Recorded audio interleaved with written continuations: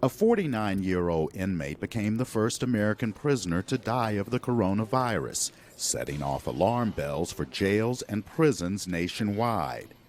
Louisiana, which has seen a spike in COVID-19 cases spanning the state, is one of several that has released nonviolent offenders to ease crowding and it is hoped prevent transmission of the virus.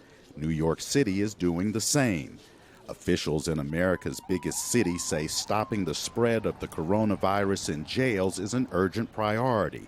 More than 200 inmates and corrections workers have tested positive for the virus, prompting the mayor to order hundreds of inmates released.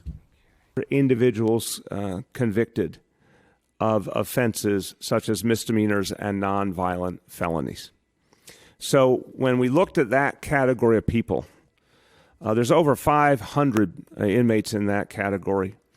In Chicago, judges are deciding on a case-by-case basis whether hundreds of inmates can be released. But in politically conservative Texas, the governor is halting such releases amid pushback from the public and some authorities. I've heard from law enforcement officials as well as citizens alike who have raised concerns about releases that have already taken place or anticipated releases that could take place of dangerous criminals in jail because of COVID-19. U.S. Attorney General William Barr directed the Federal Bureau of Prisons to move sick and elderly inmates to home confinement. Non-governmental organizations want other inmate groups released. To drastically reduce prison populations so physical distancing becomes possible, they should also consider releasing low-risk offenders. Imprisonment should be a measure of last resort, particularly during this crisis.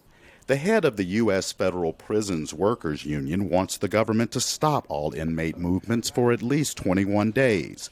The Bureau of Prisons says it will force all new inmates into 14-day quarantines. So far, confirmed COVID-19 cases among federal prison inmates and staff numbers in the dozens.